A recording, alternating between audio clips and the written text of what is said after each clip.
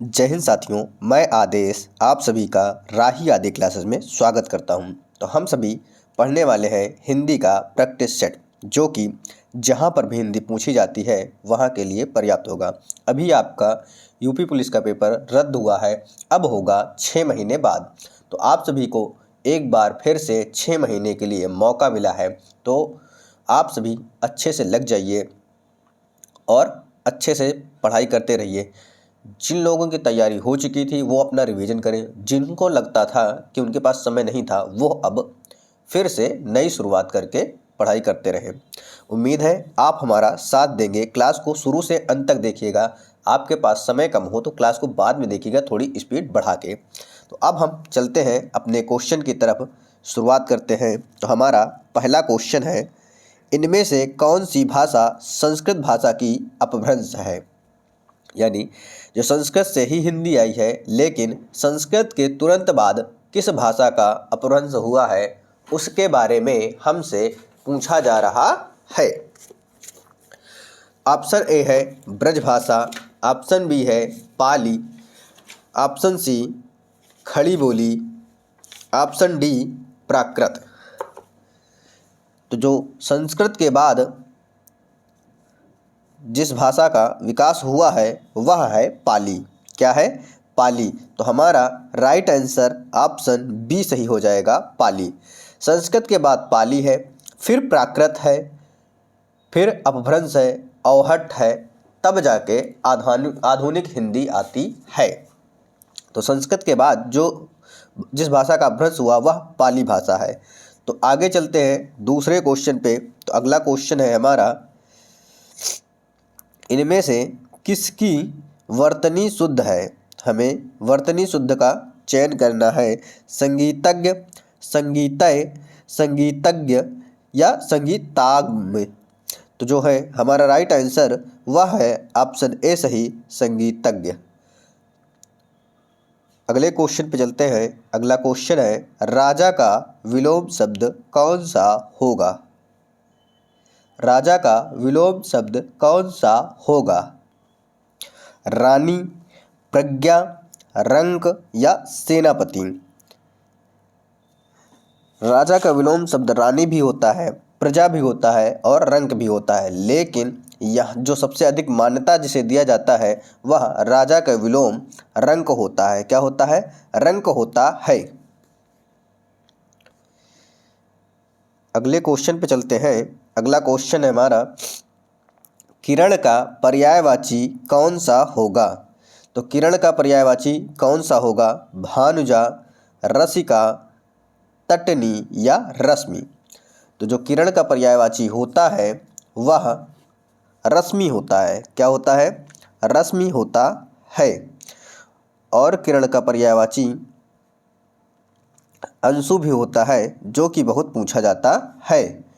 प्रभा भी होता है। क्या होता है? प्रभा भी होता है। या मरीच भी पूछ लिया जाता है। क्या? मरीच। ये सभी किरण के पर्यायवाची हैं। अगला क्वेश्चन है, छा ध्वनि का उच्चारण स्थान कौन सा है? ओष्ठ, तालव्य, वर्ष या दंत्य।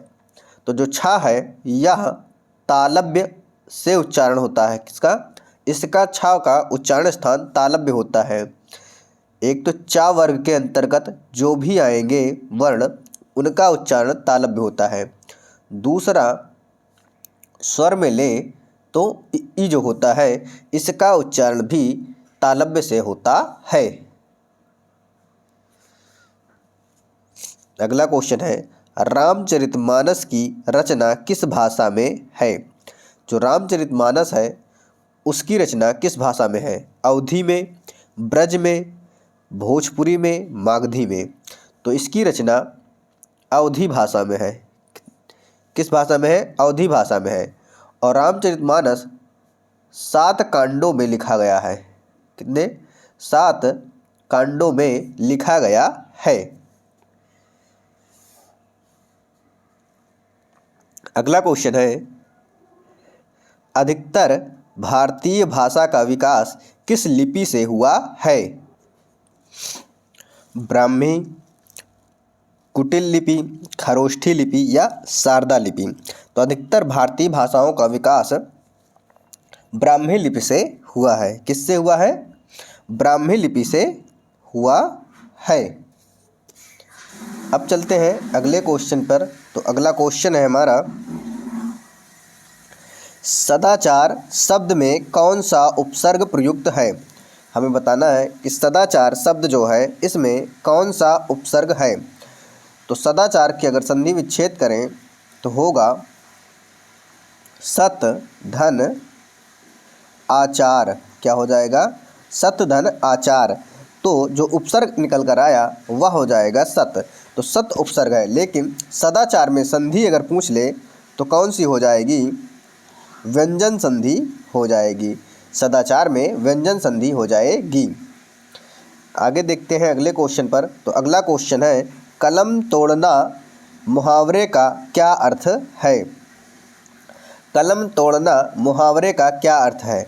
अच्छा लिखना, सही लिखना, ज़्यादा लिखना, बेकार लिखकर प्रायश्चित करना। तो राइट आंसर क्या होगा? कलम तोड़ना, यानी इतना अच्छा लिख दिया जाए तो लोग कहें कि कलम तोड़ गई। तो क्या हुआ? राइट आंसर हमारा ऑप्शन ए सही हो जाएगा, अच्छा लिखना। अगले क्वेश्चन पे चलते हैं। अगला क्वेश्चन है, राम रमापति कर धनु लेहु, यहाँ कौन सा अलंकार है? राम रमापति कर धनु लेहु, यहाँ कौन सा अलंकार है? तो यहाँ देख रहे हैं रा वर्ण की आवृत्ति हो रही है। जब किसी वर्ण की आवृत्ति बार बार हो तो वहाँ पर अनुप्रास अलंकार होता है। क्या होता है? वहाँ अनुप्रास अलंकार होता है। तो राइट आंसर आप ऑप्शन सी सही हो जाएगा। आगे देखते हैं। आगे गद्यांश दिया गया है। इस गद्यांश को हम सभी पढ़ेंगे, उसके बाद इस गद्यांश से संबंधित उत्तर का चयन करेंगे। तो उम्मीद है आप सभी भी गद्यांश पढ़िएगा। बातचीत करते समय हमें अपने शब्दों के चयन पर विशेष ध्यान देना चाहिए, क्योंकि सम्मानजनक शब्द उदात्त और महान बनाते हैं। बातचीत को सुगम एवं प्रभावशाली बनाने के लिए सदैव प्रचलित भाषा का ही प्रयोग करना चाहिए।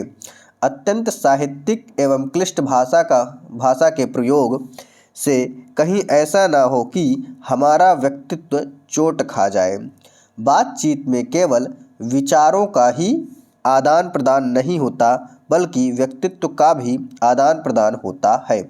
अतः शिक्षक वर्ग को शब्दों का चयन सोच समझ कर करना चाहिए। क्या? अतः शिक्षक वर्ग को शब्दों का चयन सोच समझ कर करना चाहिए। शिक्षक वास्तव में एक अच्छा अभिनेता होता है। क्या?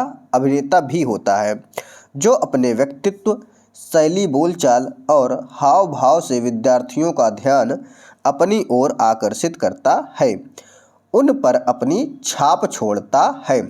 तो उम्मीद है आप सभी ने भी इस गद्यांश को पढ़ लिया होगा। अब हम चलते हैं इसके आगे क्वेश्चन की तरफ। तो क्वेश्चन क्या है? शिक्षक वर्ग को कैसे बोलना चाहिए? बिना सोचे समझे, तुरंत, ज़्यादा या सोच समझ कर। तो गद्यांश में भी दिया गया था कि शिक्षक वर्ग को सोच समझ कर बोलना चाहिए। तो ऑप्शन हमारा डी सही हो जाएगा। अगला क्वेश्चन है, उपर्युक्त गद्यांश का उचित शीर्षक क्या होना चाहिए? हमसे पूछा है शीर्षक जो इस गद्यांश के बारे में कहा गया है। साहित्यिक भाषा, बातचीत की कला, शब्दों का चयन या व्यक्तित्व का प्रभाव। तो आप सभी ने गद्यांश की पहली ही लाइन में देखा था कि शब्दों का चयन, क्या पूरे गद्यांश में ज़्यादातर शब्दों के चयन के बारे में ही कहा गया है। तो राइट आंसर ऑप्शन सी सही हो जाएगा। अगला क्वेश्चन है, बातचीत में किसका आदान प्रदान होता है? विचारों एवं व्यक्तित्व का, भाषा का, विचारों का या व्यक्तित्व का? विचारों एवं व्यक्तित्व का आदान प्रदान होता है, यह गद्यांश में बताया गया था। अगला क्वेश्चन है, इनमें से शुद्ध वाक्य कौन सा है? हमें शुद्ध वाक्य का चयन करना है। बच्चे को काट कर अनार खिलाओ। गलत है। बच्चे को काट कर, बच्चे को क्यों काटेंगे? काट कर अनार बच्चे को खिलाओ। बच्चे को अनार काट कर खिलाओ। अनार बच्चे को काट कर खिलाओ। तो हमारा जो राइट आंसर होगा वह होगा ऑप्शन सी, बच्चे को अनार काट कर खिलाओ। अगला क्वेश्चन है, इनमें से भाववाचक संज्ञा कौन सी है? हमें चयन करना है भाववाचक संज्ञा का। चरित्रता, सच्चरित्र, चरित्र या सत्चरित्र। जो भाववाचक संज्ञा है वह ऑप्शन ए है, सच्चरित्रता। क्या राइट आंसर चरित्रता हो जाएगा। अगले क्वेश्चन पे चलते हैं। अगला क्वेश्चन है, इनमें से शुद्ध वर्तनी वाला शब्द का चयन करना है। अंतर्ध्यान, अंतर्ध्यान या अंतर्ध्यान, अंतर्ध्यान। तो राइट आंसर क्या होगा? अंतर्धान। ऑप्शन सी हमारा सही हो जाएगा। अंतर्धान होता है, ना कि अंतर्ध्यान। अगले क्वेश्चन पे चलते हैं। अगला क्वेश्चन है, इनमें से कोदंड का पर्यायवाची कौन सा है? अब कोदंड किसे कहा जाता है यह देखना है। भाला, तलवार, फावड़ा या धनुष? तो कोदंड धनुष को कहा जाता है। किसको? कोदंड धनुष को कहा जाता है, या कमान भी कहते हैं। क्या? धनुष हो गया, कमान हो गया, धनुक भी कहते हैं। क्या? धनुक, या फिर शरासन कहते हैं। क्या कहते हैं? शरासन। आगे देखते हैं अगले क्वेश्चन पर। अगला क्वेश्चन है, मोर का तत्सम शब्द कौन सा होगा? हमें बताना है मोर शब्द का तत्सम शब्द। मयूर, मोयूर, मऊर या मौर? तो राइट आंसर हमारा ऑप्शन ए सही होगा, मयूर। अगला क्वेश्चन है, छ वर्ण का वर्ण किसके योग से बना है? हमें बताना है कि छ वर्ण किसके योग से बना है। क और छ, का और छ, का और श, का धन चा। तो राइट आंसर हमारा ऑप्शन सी होगा, का धन श से बनकर बना हुआ है।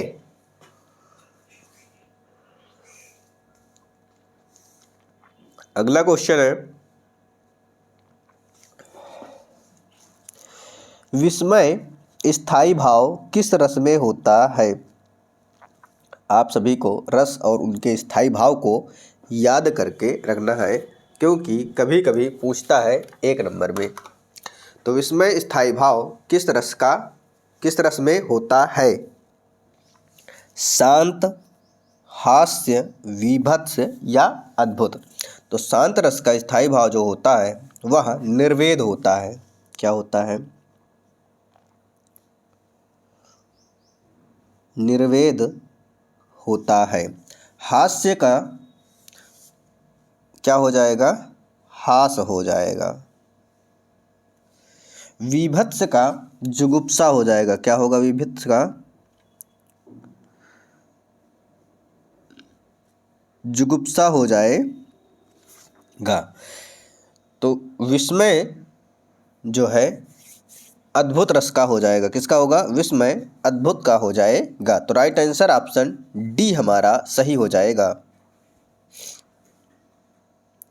अगला क्वेश्चन है, ऋजु शब्द का विलोम कौन सा है? ऋजु शब्द का विलोम कौन सा है? वक्र, वृक, सीधा, सरल? तो ऋजु का अर्थ ही होता है सीधा। तो जब सीधा का क्या होगा, वक्र, तो क्या हो जाएगा, ऑप्शन हमारा ए सही हो जाएगा, वक्र। और वक्र का अर्थ होगा टेढ़ा मेढ़ा। अगला क्वेश्चन है, दक्षिण भारत हिंदी प्रचार सभा का मुख्यालय किस शहर में है? दक्षिण भारत हिंदी प्रचार सभा का मुख्यालय किस शहर में है? मैसूर, बेंगलोर, हैदराबाद, चेन्नई। तो कहाँ पर है? चेन्नई में है। ऑप्शन हमारा डी सही हो जाएगा। इनमें से कौन सा शब्द तत्सम है? हमें तत्सम शब्द का चयन करना है। अग्र, आँख, आग और आज। तो आँख जो है तद्भव है, इसका तत्सम क्या होगा? अच्छी हो जाएगा। क्या हो जाएगा? अच्छी हो जाएगा इसका तत्सम। आग तद्भव है, इसका तत्सम क्या हो जाएगा? अग्नि हो जाएगा। आज तद्भव है, इसका तत्सम क्या होगा? अद्य हो जाएगा। तो तत्सम क्या है? ऑप्शन ए अग्र। अग्र का जो तद्भव होगा वह क्या होगा? आगे। अगले क्वेश्चन पे चलते हैं। अगला क्वेश्चन है, इनमें से कौन सा शब्द की वर्तनी सही है? हमें सही वर्तनी का चयन करना है। ऐतिहासिक, ऐतिहासिक या ऐतिहासिक। तो राइट आंसर हमारा ऐतिहासिक हो जाएगा। क्या होगा? ऐतिहासिक। अगला क्वेश्चन है, यथार्थ शब्द का विलोम कौन सा है? यथार्थ शब्द का विलोम हमें चयन करना है। कृत्रिम, अनुचित, आदर्श या उचित। जो उचित है उसका विलोम हो जाएगा अनुचित। क्या होगा? उचित का विलोम अनुचित हो जाएगा। कृत्रिम का विलोम क्या होगा? प्राकृतिक हो जाएगा। प्राकृतिक हो जाएगा। तो यथार्थ का विलोम क्या होगा? आदर्श हो जाएगा। क्या? यथार्थ का विलोम आदर्श होगा, या फिर कल्पित भी आपको मिल सकता है या मिलता है। यथार्थ का विलोम आदर्श या कल्पित। अब चलते हैं आगे अगले क्वेश्चन पर। अगला क्वेश्चन है, इनमें से दुख का पर्यायवाची शब्द कौन सा नहीं है? हमें बताना है कि दुख का पर्यायवाची शब्द नहीं है। क्लेश, मोक्ष, कष्ट या पीड़ा। क्लेश, मोक्ष, कष्ट, पीड़ा। तो क्लेश दुख का पर्यायवाची है, कष्ट भी दुख का पर्यायवाची है और पीड़ा भी दुख का पर्यायवाची है। लेकिन जो मोक्ष होता है वह दुख का पर्यायवाची नहीं होता है। अगले क्वेश्चन पे चलते हैं। अगला क्वेश्चन है, वह श्रेष्ठ उपासक है। क्या? वह श्रेष्ठ उपासक है वाक्य में प्रयुक्त विशेष्य कौन सा है? हमें विशेष्य शब्द का चयन करना है।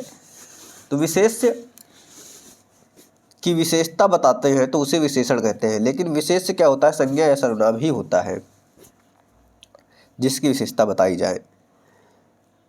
जिसकी विशेषता बताई जाए उसे ही विशेष्य कहते हैं। उपासक है श्रेष्ठ वह, तो वह यहाँ पर सर्वनाम हो जाएगा, श्रेष्ठ विशेषण हो जाएगा, उपासक हमारा विशेष्य का कार्य करेगा। तो उपासक शब्द हमारा विशेष्य हो जाएगा। अगला क्वेश्चन है, जयद्रथ वध। क्या? जयद्रथ वध ग्रंथ के रचनाकार कौन है? मैथिली शरण गुप्त, सुमित्रानंदन पंत, राम नरेश त्रिपाठी या निराला। तो राइट आंसर क्या होगा? ऑप्शन ए जयद्रथ वध के रचनाकार मैथिली शरण गुप्त जी हैं। अगला क्वेश्चन है, किनके नाम अधिकतर स्त्रीलिंग होते हैं? यानी स्त्रीलिंग शब्द अधिकतर होते हैं। सागरों के, वृक्षों के, बोलियों के, फलों के।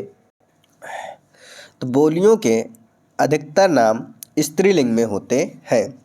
जो बोलियां होती हैं उनके अधिकतर नाम स्त्रीलिंग में होते हैं। आगे देखते हैं अगले क्वेश्चन पर। तो अगला क्वेश्चन है, पुत्री का पर्यायवाची कौन सा होगा? पुत्री का पर्यायवाची शब्द कौन सा होगा? सुधा, इंद्रा, आत्मजा, भानुजा। तो जो आत्मजा है यह पुत्री का पर्यायवाची होता है। विवेकी का विलोम कौन सा होगा? विवेकी शब्द का विलोम कौन सा होगा, यह हमें चयन करना है। मूढ़, विनम्र, विपन्न, अविवेकी। तो विवेकी का विलोम अविवेकी हो जाएगा। मूढ़ का विलोम ज्ञानी हो जाएगा। विनम्र का विलोम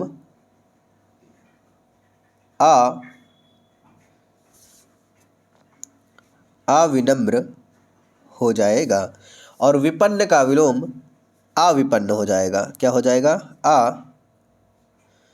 अविपन्न। अब चलते हैं आगे। अगला क्वेश्चन है, गिरधर में कौन सा समास है या गिरधर में कौन सा समास प्रयुक्त है? कर्मधारय, अव्ययी भाव, बहुब्रीहि, तत्पुरुष। तो गिरधर यानी गिर को धारण करने वाला यानी पर्वत को धारण करने वाला कौन है? भगवान श्री कृष्ण। तो यहाँ पर बहुब्रीहि समास हो जाएगा। अगला क्वेश्चन है, सन्मार्ग में प्रयुक्त संधि कौन सी है? सन्मार्ग में प्रयुक्त संधि कौन सी है? तो सन्मार्ग में व्यंजन संधि है। कौन सी संधि है? सन्मार्ग में व्यंजन संधि है। जब व्यंजन से व्यंजन का मेल हो या व्यंजन से स्वर का मेल हो और व्यंजन में ही परिवर्तन हो तो वहाँ पर व्यंजन संधि होती है। अगला क्वेश्चन है, राजश्री किस रचनाकार का प्रथम ऐतिहासिक नाटक माना जाता है? तो राजश्री के रचनाकार कौन से हैं, यह हमें बताना है। अमृत राय, शकुंतला माथुर या राम कुमार वर्मा या जयशंकर प्रसाद। तो कौन है? जयशंकर प्रसाद जी हैं। अगला क्वेश्चन है, मुख रूपी चांद पर राहु भी धोखा खा गया। मुख रूपी चांद पर राहु भी धोखा खा गया वाक्य में कौन सा अलंकार है? रूपक, श्लेष, यमक, उत्प्रेक्षा। तो यहाँ पर यानी ऐसा शब्द नहीं है कि जिसके कई अर्थ निकले या ऐसे शब्द भी नहीं है कि दो शब्द एक ही शब्द की आवृत्ति हो और दोनों शब्द के अलग अलग अर्थ निकले या वाचक शब्द भी नहीं है। तो इसलिए यहाँ श्लेष, यमक, उत्प्रेक्षा अलंकार नहीं होगा। तो राइट आंसर हमारा क्या हो जाएगा? रूपक अलंकार हो जाएगा। अगला क्वेश्चन है, जिसे बुलाया ना गया हो यानी जिसे बुलाया ना गया हो उसके लिए एक शब्द है अतिथि, अभ्यागत, अनाहूत या अनबुलाया। तो जिसे बुलाया ना जाए उसे कहते हैं अनाहूत। क्या कहते हैं? उसे अनाहूत कहते हैं। अतिथि किसे कहते हैं? जिसके आने की कोई तिथि ना हो उसे अतिथि कहते हैं। लेकिन आजकल अतिथि भी आते हैं तो पहले ही पता हो जाता है या पहले ही फ़ोन करके आते हैं।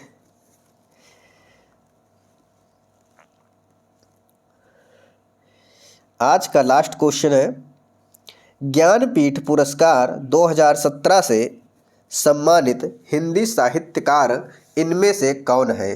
मन्नू भंडारी, कृष्णा सोबती, केदारनाथ सिंह, ममता कालिया। तो राइट आंसर क्या होगा? कृष्णा सोबती जी है। तो ये रहे आज के आपके 37 क्वेश्चन। उम्मीद है आपको मेरे द्वारा कराई जा रही क्लास पसंद आई होगी। बस आप सभी से एक ही रिक्वेस्ट है कि आप सभी अधिक से अधिक लोगों को जोड़ते रहिए, क्लास को शेयर कीजिए, क्लास को लाइक कीजिए और आपकी जो राय हो, जो सुधार करना हो या कुछ अलग से पढ़ना हो तो उसके लिए आप कमेंट करके बता सकते हैं। तो आज की क्लास को यहीं पे समाप्त किया जाता है। आप सभी का इस क्लास में जुड़ने के लिए बहुत बहुत धन्यवाद।